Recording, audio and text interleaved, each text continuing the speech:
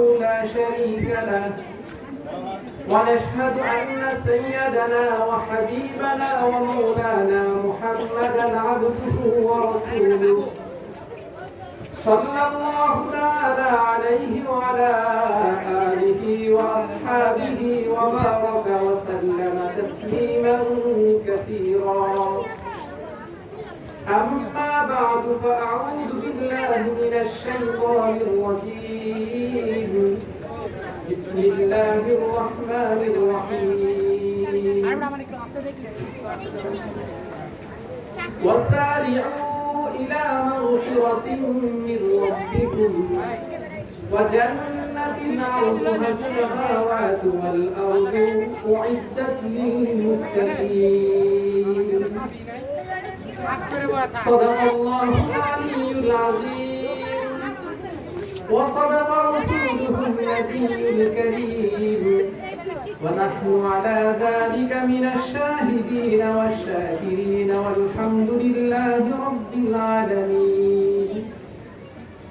سبحانك لا علم لنا إلا ما علمتنا إنك أنت العليم الحكيم. الحمد لله আল্লাহ রব্বুল আলামিনের লাখো কোটি শুকর যিনি আমাদেরকে মার্কাজুন নূর বালিকা মাদ্রাসার প্রথম বার্ষিকী মাহফিলে উপস্থিত হয়ে দিনই কিছু কথা বলার এবং শোনার তৌফিক দান করেছেন। আমরা আল্লাহ রব্বুল আলামিনের দরবারে শুকর আদায় করি, আলহামদুলিল্লাহ।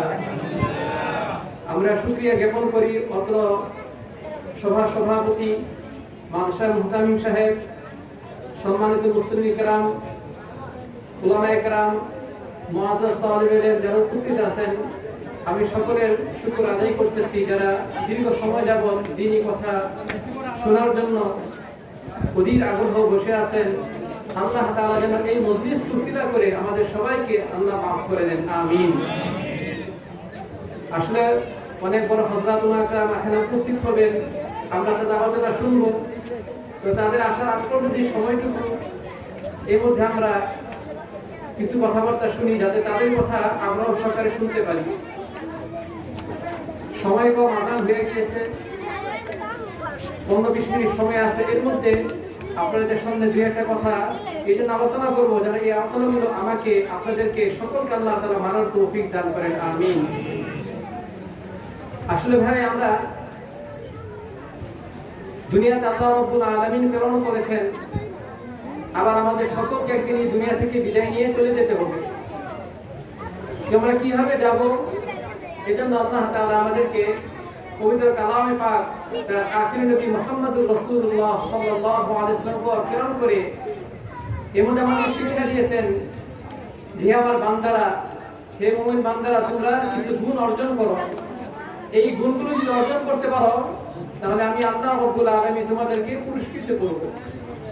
আর যদি নামে মুসলমান যদি হও কিন্তু এই গুণাবলী তোমাদের না থাকে, মুমিনের পরিচয় না থাকে, তাহলে আমার কাছে কোনো জাযা আদর তোমরা পাবে না। আমরা দুনিয়ার মধ্যে দেখি এক একটা বাহিনীর এক একটা আলাদা লেভেল থাকে, তাদের কিছু পরিচয় থাকে, তাদের কিছু দায়িত্ব থাকে, গুণাবলী থাকে।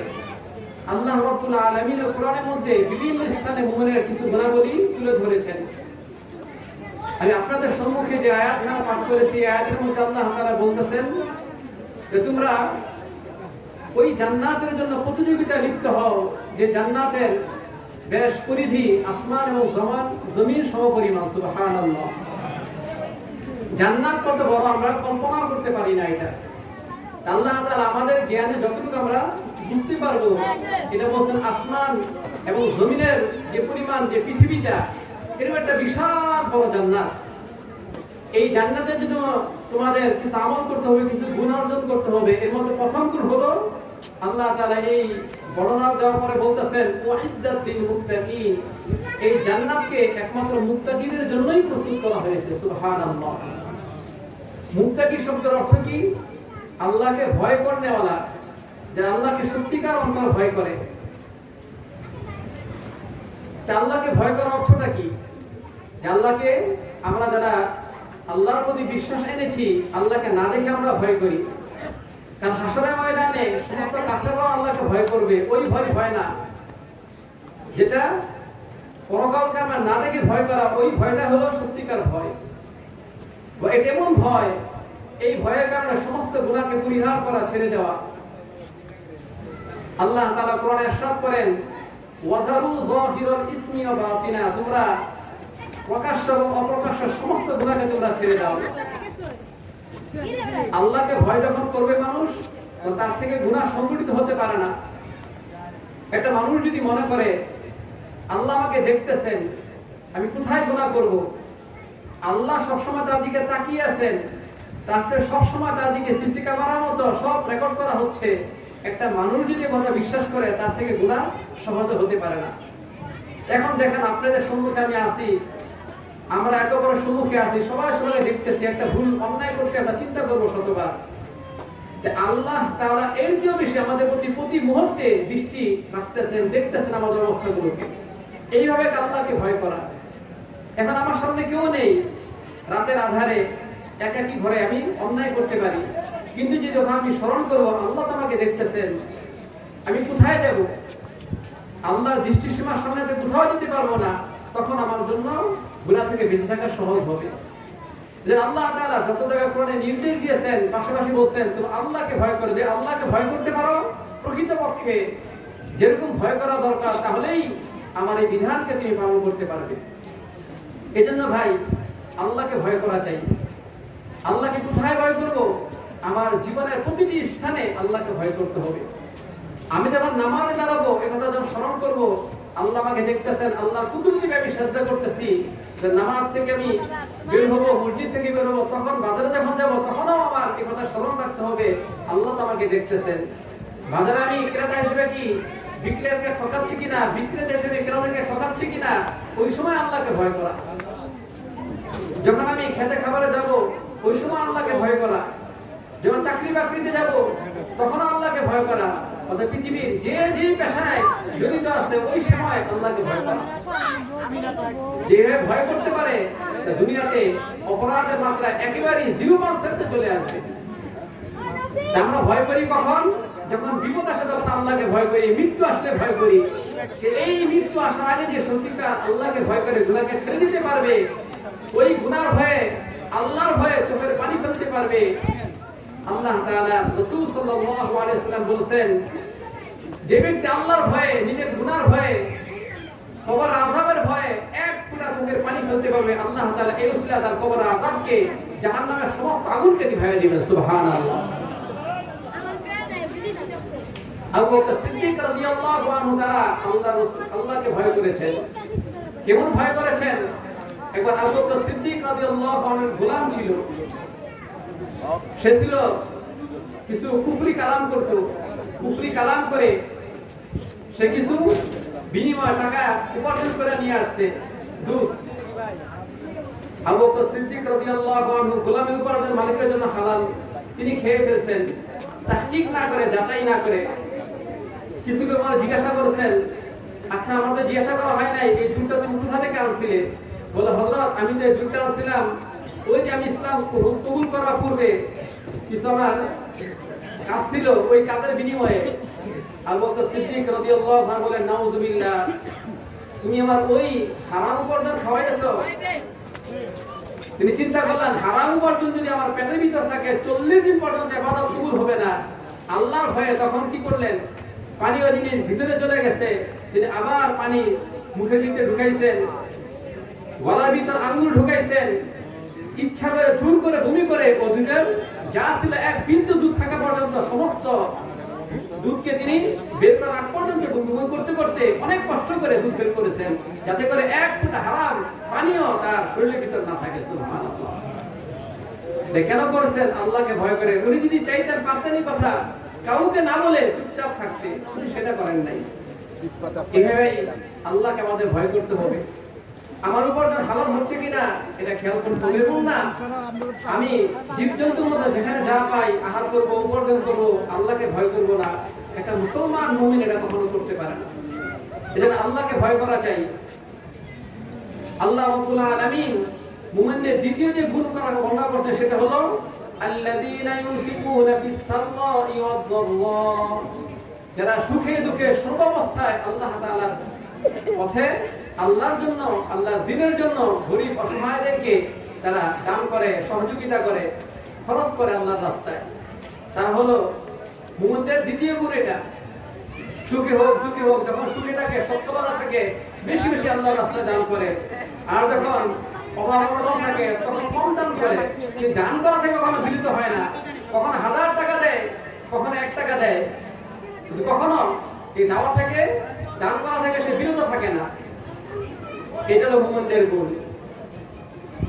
আবু বকর সিদ্দিক রাদিয়াল্লাহু আনহু বিশেষ একটা ঘটনার কারণে আয়েশা সিদ্দিকা রাদিয়াল্লাহু আনহার প্রতি যে সমস্ত মুনাফিকরা বা কিছু দুর্বলমানা মুসলমান মুনাফিকের সাথে তাল মিলিয়ে তার মেয়ের ব্যাপারে কিছু কথা বলেছিল, কোনো কষ্ট নিয়ে বলেছিলেন, এদেরকে আমি আর কখনো দান সহযোগিতা করব না। আল্লাহ তাআলা আবু বকর সিদ্দিক রাদিয়াল্লাহু আনহু সহ সমস্ত ধনীদেরকে সতর্ক করেছেন যে তোমার গুসার কারণে তুমি দান থেকে বিরত হইও না। তোমার সাথে কারো কষ্ট আছে, তারপরেও তুমি দান করো। আলা তুহিব্বুনা আইয়াগফিরাল্লাহু লাকুম ওয়াল্লাহু গফুরুর রহিম। তোমরা কি এটা ভালোবাসো না? তুমি দান করবে আর আল্লাহ তাআলা ওই দানের উসিলায় তোমাকে ভালোবাসবেন। আল্লাহর ভালোবাসা যদি তুমি চাও না, মানুষকে দান করে মানুষের ভালোবাসা তোমার দরকার নেই। মানুষ তোমার বাহবা করবে, প্রশংসা করবে, এটা দরকার নাই। وَيُطْعِمُونَ الطَّعَامَ عَلَى حُبِّهِ مِسْكِينًا وَيَتِيمًا وَأَسِيرًا إِنَّمَا نُطْعِمُكُمْ لِوَجْهِ اللَّهِ لَا نُرِيدُ مِنكُمْ جَزَاءً وَلَا شُكُورًا। যারা আল্লাহর খালেস বান্দা, যারা আল্লাহর জন্য মানুষকে খাওয়ায়, দান করে, সবকিছু করে, কিন্তু মানুষ তার প্রশংসা করো এটা কোনোদিন তারা কামনা করে না। বরং তারা চায়, এই কথা বলে, আমরা তোমাকে আল্লাহর জন্য খাওয়াইছি, তোমরা আমার শুকরিয়া আদায় করো, আমাকে বিনিময়ে কিছু দাও, এটা আমি কখনো আশা করি না। আমাদের মানুষ সমানটাকে দান করি, কিন্তু সে আমার নামটা বললো না, আমার প্রশংসা করলো না, এই সমস্ত কথার কারণে আমরা খুব রাগ করি। আল্লাহ বলছেন না, তুমি দান করে মানুষের প্রশংসা পাওয়ার আশা করো না, তাহলে তোমার দানের বিনিময় নষ্ট হয়ে যাবে। এইভাবে আল্লাহ রাব্বুল আলামিন দান করার জন্য উৎসাহিত করেছেন। হযরত সাহাবা کرام রাদিয়াল্লাহু আনহু তারা নামাজ রোজার পাশাপাশি দান করার জন্য প্রতিযোগিতায় লিপ্ত হতেন, কে কার থেকে বেশি দান করবেন। এজন্য ভাই আমরা নামাজ কালাম পড়ার পাশাপাশি পরকালের সামানা তৈরি করার জন্য, দান করার জন্য চেষ্টা করব। আল্লাহ রাসূল সাল্লাল্লাহু আলাইহি ওয়াসাল্লাম বলেছেন, আস-সাদাকাতু তাদফাউল বালা ওয়া মিদাতুস সু। তুমি দান সদকা যখন করবে, এই বিনিময়ে আল্লাহ তাআলা তোমার বিপদ আপদকে কাটায় দিবেন, তোমার রোগ বালাই দূর করে দিবেন, তোমার খারাপ মৃত্যু থেকে আল্লাহ তাআলা মুক্তি দিবেন। এজন্য আমাদের ওলামা কেরাম অনেক সময় বলেন এই কথা, যখন কারো অসুখ বিসুখ হয় আমরা তো বিভিন্ন রকম চিকিৎসা করি, এর পাশাপাশি আমরা যদি দান সদকা যদি করি, আল্লাহ তাআলা হয়তো সেই রোগ থেকে আমাকে নিরাময় দান করবেন। 3 নম্বর গুণ, ওয়াল কাযিমিনাল গায়জ। যারা মুমিন, ওয়াল কাযিম মানে যারা গুসাকে হজম করে। একটা চলতে গেলে মানুষের সাথে উঠাবার সামনে বিভিন্ন মতপার্থক্য, তর্ক বিতর্ক হতেই পারে, গুসা হতে পারে, কিন্তু যে প্রকৃত অর্থ আল্লাহকে ভয় করে, আল্লাহ ওই মুমিনের প্রশংসা করে বলতেছেন ওয়াল কাযিম। কাযিম অর্থ তারা হজম করে। গুসাকে হজম করার শক্তি আছে, সামর্থ্য আছে প্রতিশোধ নেওয়ার।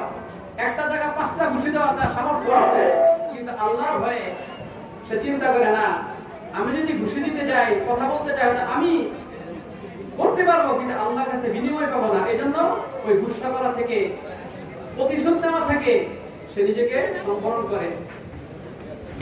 অনেক সময় দেখা যায় আমাদের মধ্যে এটা হয়ে থাকে, এদের সময় ঝগড়া হয়েছে, সে আমাকে গালি দিল অথবা একটা বকা দিল, একটা ঘুষি দিল, তখন আমি চিন্তা করি আমাকে বলতে, আগে বলতে, আমি তার উপর দ্বিগুণ পরিমাণ প্রতিশোধ নেই। এটা কিন্তু জায়েজ না। আল্লাহ বলেন ওয়া জাযাউ সাইয়্যাতিন সাইয়্যাতুন মিসলুহা। তোমার প্রতি যে পরিমাণ জুলুম করা হয়েছে, অন্যায় করা হয়েছে, তুমি সেই পরিমাণই করো, এর চেয়ে বেশি করো, এর চেয়ে বেশি যদি করো তুমি নিজেই জালিম হয়ে যাবে। এজন্য এগুলো খেয়াল করা, সবচেয়ে উত্তম এই গুসাকে হজম করা, তাকে মাফ করে দিলাম। আল্লাহ তাআলা বলতেছেন 4 নম্বর গুণ, ওয়াল আফিনা আনিন নাস। যারা প্রকৃত মুমিন তাদের অন্যতম একটি গুণ হলো, 4 নম্বর গুণ হলো তারা মানুষকে ক্ষমা করে দেয়। ব্যাপক মানুষকে ক্ষমা করে, কিন্তু কখন ক্ষমা করবে এটা একটু বুঝার বিষয়। আল্লাহর হক সম্পর্কে যদি হয়, তোর নাস্তিক মুর্দা যদি ইসলামের বিরুদ্ধে কথা বলে, আল্লাহ রাসূলের শানে কথা বলে, কোরআন নিয়ে কথা বলে, তখন তাকে ক্ষমা করা রাষ্ট্রের অধিকার নেই। এখন আমাদের রাষ্ট্রপতিরা বিচারকরা ক্ষমা করে দিচ্ছে, কোরআন নিয়ে ব্যঙ্গ করে, আল্লাহ রাসূলকে নিয়ে ব্যঙ্গ করে, তামাশা করে, এদেরকে মাফ করে দেয়। এদেরকে ক্ষমা করার অধিকার আল্লাহ তাআলা তাদেরকে দেয় নাই। এদের ডাইরেক্ট বিচার হতে হবে, মুরতাদ যে হবে, ইসলামকে নিয়ে দ্বীনকে নিয়ে উপহার যে করবে তার ডাইরেক্ট শাস্তি হবে। এর ক্ষমা করার অধিকার ওই বিচারককে আল্লাহ দেন নাই। কোন বিচারক যদি আল্লাহ রাসূলের সামনে ইসলামকে ক্ষতি করলো, ইসলামকে উপহাস করলো, কোরআনকে উপহাস করলো, সে যেই হোক না কেন, তাকে যদি ক্ষমা করে দেয় আল্লাহ তাআলার কাছে সে নিজে আসামি হয়ে যাবে। আপনার ব্যক্তিগত বিষয়, আপনার জান মাল ইজ্জতকে ক্ষতি করতে আপনি তাকে ক্ষমা করতে পারেন, এটা আপনার ইচ্ছা, আপনার অধিকার আছে। কিন্তু আল্লাহর সামনে কেউ যদি কোনো অন্যায় করে তাকে ক্ষমা করার অধিকার আল্লাহ দেন। এটা সব জায়গায় ক্ষমা চলে না। এজন্য আমাদের সন্তানরা যদি তারা সমাজে অন্যায় করে, পড়াশোনা আমরা পিটিয়ে রাগ করতে করতে অনেক বেশি জুলুম করে ফেলি না। সন্তান যদি অন্যায় করে, দেখতে অন্যায় পরিমাণটা কি, মাত্রাটা কতটুকু, শাস্তি কতটুকু হতে পারে, বা শাস্তি দেওয়া দরকার কিনা, একটা ধমক দিয়ে দিলে চলে কিনা দেখতে হবে। একটা শিক্ষক দেখতে হবে ছাত্রদের কতটুকু শাসন করা দরকার। আমার মন চাইলে আমি ইচ্ছা মতো তাকে পিটাইলাম, আমি ইচ্ছা মতো গালাগালি করলাম, আমি ইচ্ছা মতো তাকে আমি শাস্তি দিলাম, যে আমি আল্লাহর কাছে জালিম হয়ে যাব। এই জন্য এই বিষয়গুলো খুব হিসাব করে চলা, মানুষকে ক্ষমা করার অভ্যাস করা। আল্লাহ রাসূল সাল্লাল্লাহু আলাইহি ওয়াসাল্লাম আল্লাহ প্রশংসা করেছেন, আল্লাহ রাসূলের মানব জাতির মধ্যে সবচেয়ে বেশি ক্ষমাকারী ছিলেন। যে কাফের মুশরিকরা আল্লাহ রাসূলকে মক্কা ত্যাগ করতে বাধ্য করেছিল, মক্কা থেকে মদিনা যাওয়ার পর তার নিস্তার দেয় না, শান্তি দেয় না, একের পর এক অভিযান চালাইছে, যুদ্ধ করছে, আল্লাহ রাসূলের চাচাকে শহীদ করছে, তার মেয়েকে শহীদ করেছে। এত জুলুম নির্যাতন করা সত্ত্বেও আল্লাহ রাসূল সাল্লাল্লাহু আলাইহি ওয়াসাল্লাম ফাতে মক্কার পর সমস্ত মক্কারা মুসলিম অমুসলিম সবাইকে বলছে, আনতুমুল মুত্তাকা, তোমরা সবাই মুক্ত, সবাইকে আমি ক্ষমা করে দিলাম। সুবহানাল্লাহ। আল্লাহ রাসূল তখন রাষ্ট্র ক্ষমতা তার হাতে ছিল, ইচ্ছা করলে তিনি প্রচুর এখানে প্রতিশোধ নিতে পারতেন। আল্লাহ রাসূল প্রতিশোধের ন্যায় ক্ষমা করতেন। তাতে আমাদের ক্ষমা করার সেই মানসিকতা করে নেওয়া উচিত। এবার আল্লাহ রাব্বুল আলামিন বলেন, মুমিনদের 5 নম্বর গুণ, ওয়াল্লাযীনা ইযা ফাআলু ফাহিশাতান আও যালামু আনফুসাহুম যাকারুল্লাহ। যখন কোন মুমিন কোন গুনাহ করে ফেলে, অন্যায় ও শিরক কাজ করে ফেলে, নফসের প্রচারণায় কোন গুনাহ হয়ে যেতে পারে, কিন্তু সে চিন্তা করতে হবে গুনাহ হয়ে গেছে, যে আল্লাহ রহমানুর রহিম, তিনি মাফ করে দিবেন। সাথে সাথে আল্লাহকে স্মরণ করা মাত্রই আল্লাহ আমাকে দেখছেন, আমি তো গুনাহকে গোপন করতে পারবো না। সে গুনার উপরে ইসরার না করে, অবিচল না থেকে, টিকে না থেকে সাথে সাথে তওবা করে, আস্তাগফিরুল্লাহ আস্তাগফিরুল্লাহ, আল্লাহকে ভয় করে, অন্তর কেঁপে ওঠে। এমনটা যদি হয়, এটা প্রমাণ তার ঈমান আছে। আর গুনাহ করার পর তার মধ্যে কোনো ভাবান্তর যদি না হয়, আল্লাহ ভয় যদি না হয়, তার ঈমান নাই। তখন এটা ঈমান আছে কিনা, এটা গুনার উপায় হলো গুনাহ হওয়ার পর নিজের লজ্জা আসে কিনা, আল্লাহর ভয় আসে কিনা। আমাদের শয়তান ধোঁকা দেয় কি হবে, তারা আল্লাহ রহমান রহিম, গুনাহ করো বান্দা, সমস্যা নাই। যুবকদেরকে ধোঁকা দেয়, এখন গুনাহ করো, বৃদ্ধ হলে দাঁড়িয়ে রাখবা, পর্দা করবা, হজ করবা, একবার পাকসাফ হয়ে দিবা। কিন্তু যখন নাকি গুনাহ করে ফেলে, তখন চিন্তা করে আমার কি গুনাহ মাফ হবে, আর একবার হজ করে সব গুনাহ মাফ করা বলে। অথচ হাদিসের কথা, কোরআনের কথা, গুনাহ হওয়ার সাথে সাথে তওবা করা। ভাই তওবা যদি করব, বয়স্ক হলে হজ করে, পরবর্তীতে ওই সময়টা আমার জীবনে নাও আসতে পারে। এজন্য গুনাহ করার আগে শয়তান বলবে, আল্লাহ রহমান রহিম, তুমি গুনাহ করো, শয়তান কোনটা বলতে হবে না, গুনাহ আমার দ্বারা কারো সম্পর্ক না, আল্লাহর আযাবকে স্মরণ করতে হবে। আর গুনাহ এরপরও হয়ে যায়, সাথে সাথে আল্লাহর কাছে তওবা করতে হবে, 2 রাকাত নামাজ পড়ে দোয়া করা যায়।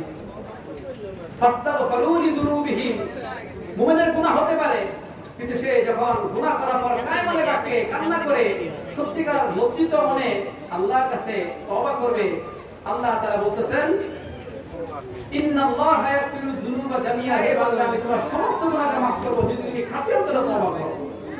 হাদিসের মধ্যে আছে আত-তাইবু মিনাজ যামবি কামান লা যামবা লাহু, গুনাহ থেকে তওবা করে তার আল্লাহ গুনাহকে এমন ভাবে পাক সাফ করে দেন তার কোনো গুনাহই আর অবশিষ্ট থাকে না। কোন হাদিসে বলা হয়েছে যে বান্দা সত্যি অন্তরে যদি তওবা করে গুনাহ থেকে, তার যে পরিমাণ গুনাহ ছিল আল্লাহ ওই গুনাহকে নেকে পরিবর্তন করে দেন। সুবহানাল্লাহ। আল্লাহ রহমানুর রহিম। আল্লাহ কোরআনে প্রতিদিন আমাদেরকে সূরা ফাতিহার মধ্যে কি শিক্ষা দিচ্ছেন? আর রহমানুর রহিম। আল্লাহ তাআলা দয়ালু, করুণাময়।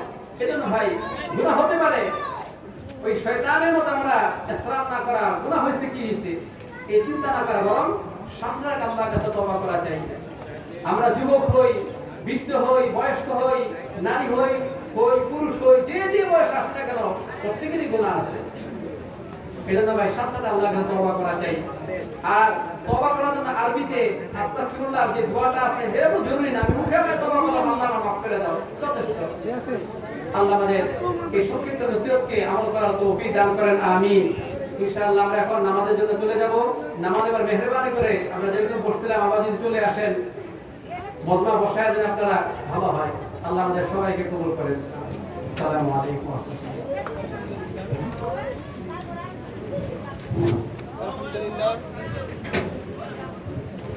আলহামদুলিল্লাহ, হযরত খুব সুন্দর নসিহত